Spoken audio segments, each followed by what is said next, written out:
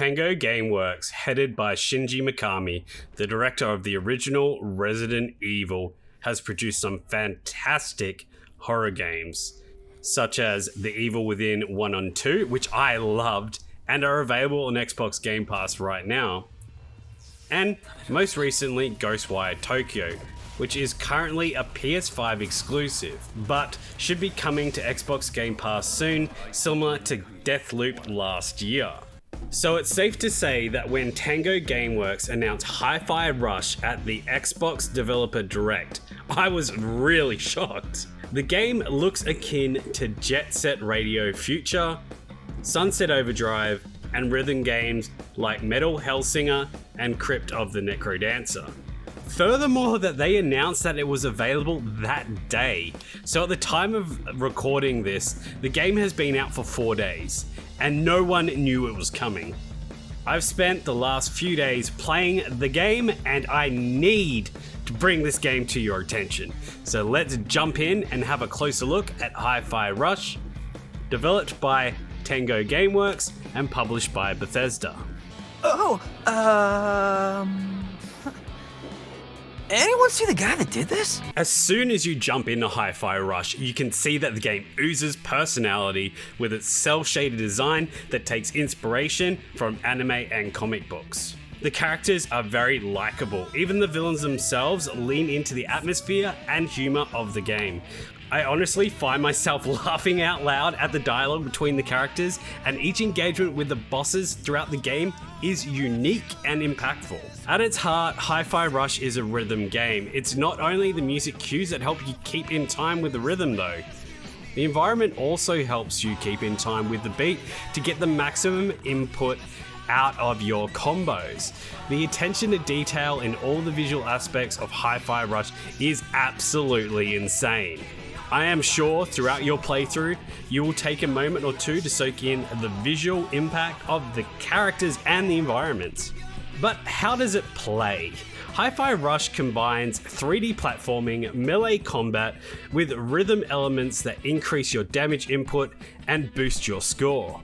The platforming and combat elements do not occur simultaneously like traditional 3D platformers, so we will have a look at these elements separately. Platforming is a key aspect of Hi-Fi Rush and makes up the largest proportion of gameplay. I found myself having a blast exploring each level. The platforming elements lend well to both the aesthetics of the world and story. While you run, jump, and hook yourself around the environment, you'll be challenged with a number of obstacles. However, respawning after failed attempts is quick, and the checkpoints are generous. So try again. And trust me, you will fail.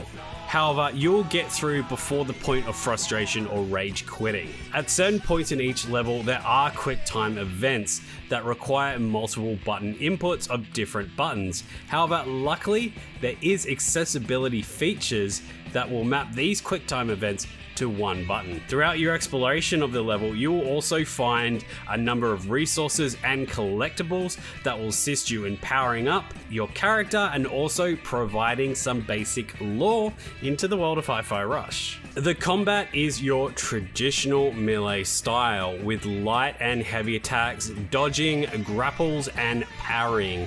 However, combo chains and combat scoring are dictated by your ability to attack in time with the beat of the music.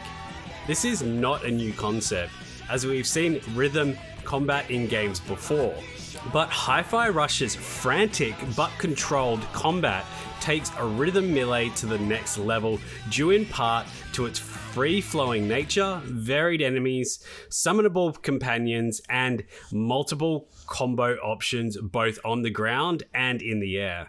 For those concerned about the rhythm elements, there are accessibility options which will help you visualize the beat and make the button inputs easier. Furthermore, your strikes, dodges, and movements will still occur even if you are out of time with the beat, so don't stress if the thought of timing your button inputs to a beat scares you. You can ignore this element completely in combat and still have a blast. My favorite combat moments came from the boss battles themselves. Each encounter with the 6 bosses is very different, which makes for a memorable and fun experience each time. We could not talk about combat without talking about the music. The music you are hearing throughout this video is taken directly from the game with streamer mode enabled. Streamer mode has a large assortment of unique tracks from Bethesda, whereas with streamer mode turned off, you'll hear a number of banger tracks from artists like 9 Inch Nails, The Black Keys, The Prodigy, Joe Formidable, Number Girl, and Wolf Gartner. I was worried that the in-game music would not be for a wider audience's tastes, but Tango Gameworks team have done a fantastic job of curating a track list that is both a pleasure to the ears, but also very wide in genre choice, meaning you never get sick of the beat. And by switching up the genre from synth to rock when the story or gameplay calls for it, creates a dynamic shift in atmosphere, which lends well to the world they've created. Accessibility features is something that is very important to me, and Phil Spencer said it best when he said, "When everybody plays, we all win." Accessibility features are a way to make this possible for gamers who may need some changes in order to get the most out of the game. Hi-Fi Rush has accessibility options that help with audible impairments such as subtitles or beat visualization aids, which can be accessed in-game by pressing the view button on the Xbox controller or by selecting rhythm visualization on the accessibility menu. For those younger gamers or gamers who will need button input help, there is an auto action mode which will map multiple combat moves to a single button. By selecting single button rhythm game, all quick time events experienced during combat and platforming will be mapped to one button, therefore making progression through the stage a lot easier. There is also colorblind mode there for those who need it. Does this mean that everyone can play Hi-Fi Rush? I would say a soft no, as some of the timing mechanic that are tied to the platforming elements can be difficult, as well as the platforming itself. However, having these accessibility features does decrease the barrier of entry, and I would say the most people should be able to complete Hi-Fi Rush and have a blast while doing so. I look so cool doing this. So after playing Hi-Fi Rush on Xbox Game Pass and loving it, what games are there that are a similar art style or gameplay? There are 2 that come to mind. Firstly, if you like the platforming elements and art style of Hi-Fi Rush, be sure to check out Sunset Overdrive.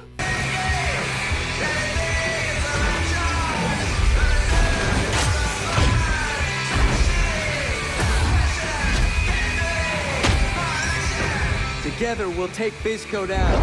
Or we won't, but we'll get some wicked respawn animations.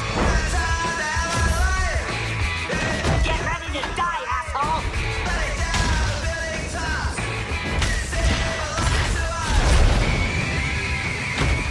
Oh shit. Are you okay? The next game I'll highlight is very different tonally to Hi-Fi Rush, but if you're vibing with the marrying of combat and rhythm elements, make sure you check out Metal Hellsinger. Still think I'm coming for you.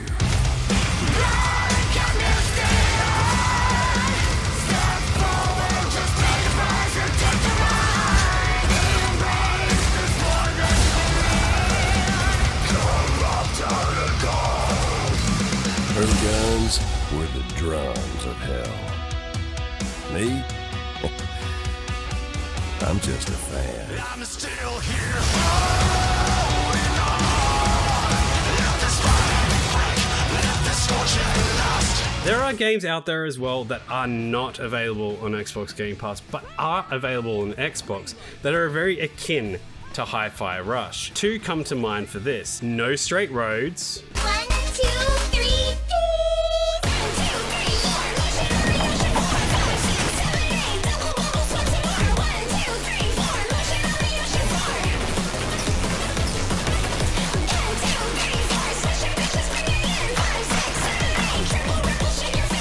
and Sayonara Wild Hearts. Eyes on you, a glistening piece of sparkling blue. I never want what I can't own. You'll be mine and mine alone. Your wild heart glitters, and my eyes shine. Make sure you check out Hi-Fi Rush on Xbox Game Pass. Let me know in the comments below what you thought of Hi-Fi Rush and what games you would recommend as must-plays on Xbox Game Pass. If you enjoyed this deep dive into Hi-Fi Rush, if you like this type of gaming content and would like to see more like it, make sure you hit that like button and subscribe to stay up to date with more content like this video and other gaming videos I create. Until next time, happy gaming.